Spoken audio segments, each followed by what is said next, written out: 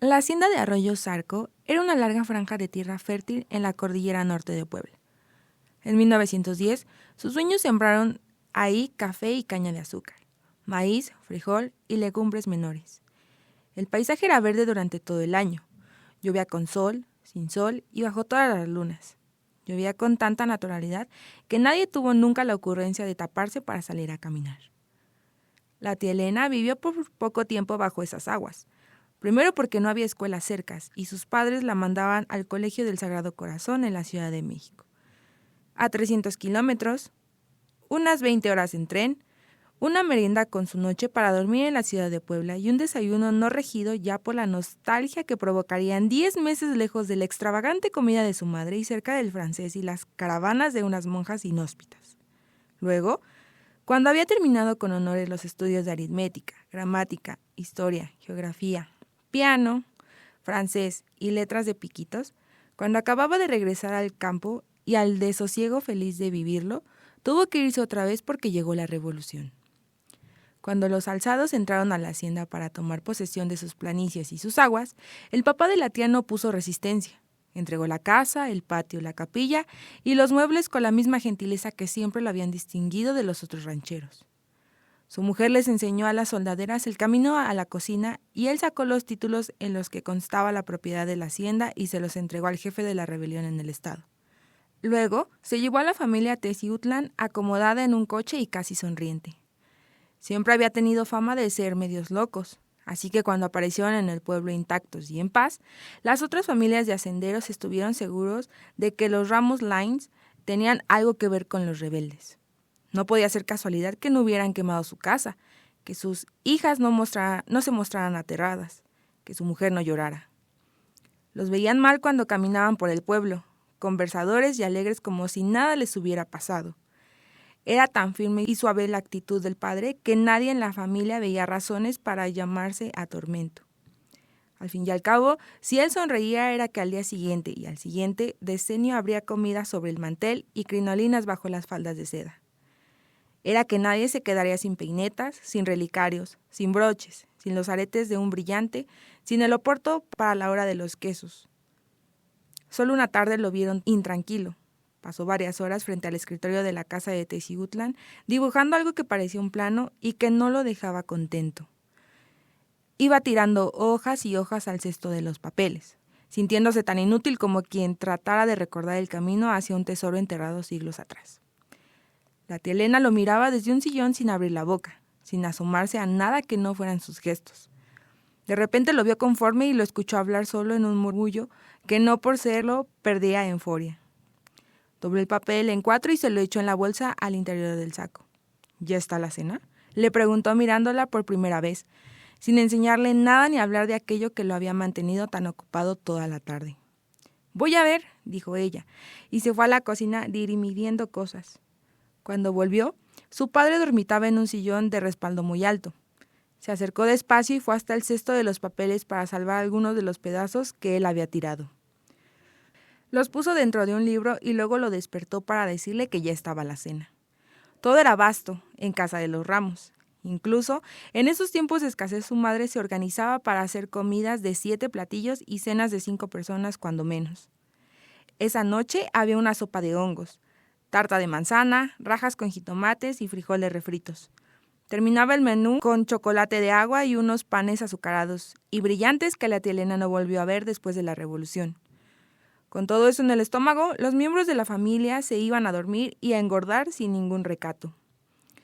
De los 8 hijos que había parido la señora de Ramos, 5 se habían muerto de enfermedades como la viruela, la tosferina y el asma, así que los 3 vivos crecieron sobrealimentados. Según un acuerdo general, fue la buena y mucha comida lo que los ayudó a sobrevivir. Pero esa noche, el padre de la tía sorprendió a su familia con que no tenía mucha hambre. «Come, pajarito, que te vas a enfermar», le suplicó doña Otilia a su marido, que era un hombre de unos 80 entre los pies y la punta de la cabeza, y de 90 kilos custodiándole el alma. Elena pidió permiso para levantarse antes de terminar la última mordida de su pan con azúcar y fue a encerrarse con una vela en el cuarto de los huéspedes.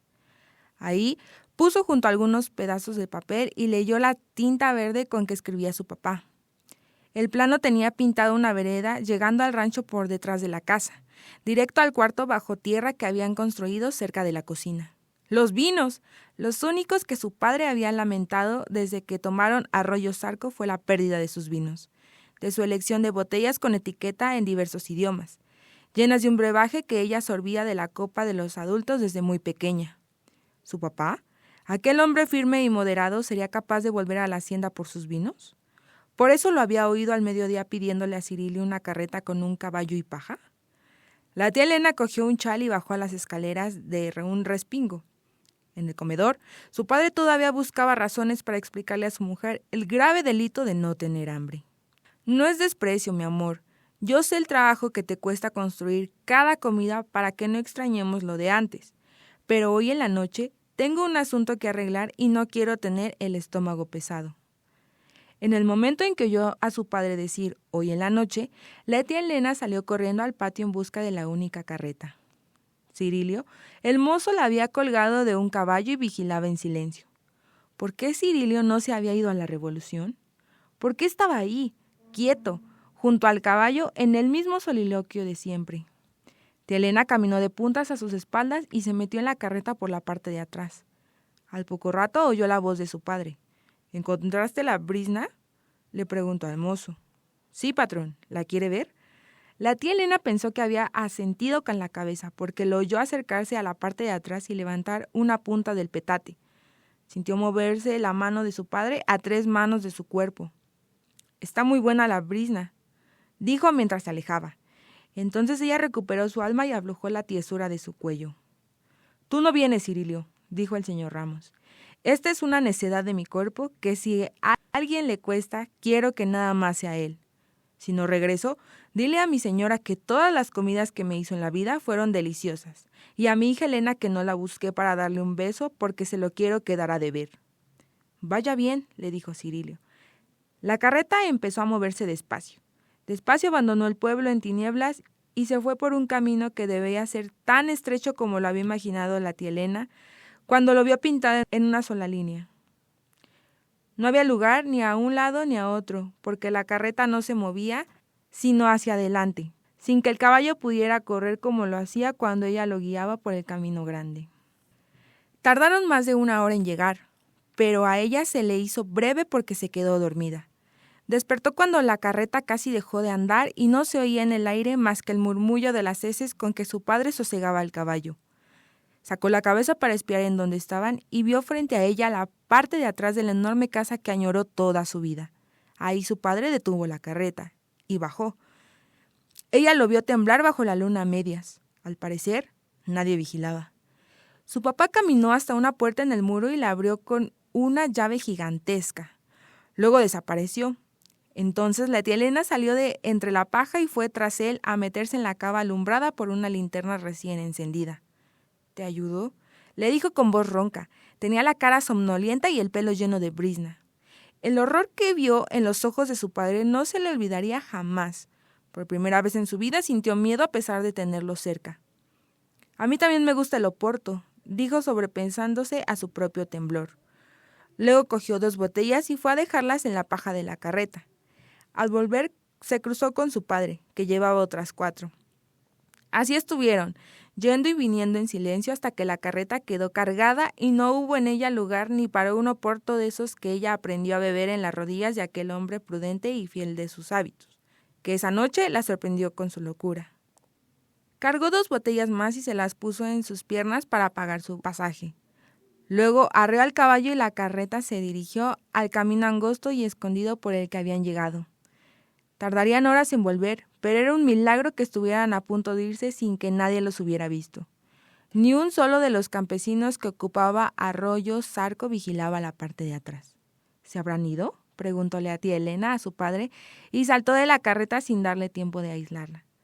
Corrió a la casa, se pegó a la oscuridad de una pared y caminó junto a ella hasta darle la vuelta. Por fin topó contra una de las bancas que custodiaba el portón del frente. No había una luz en toda esa oscuridad, ni una voz, ni un chillido, ni unos pasos, ni una sola ventana viva.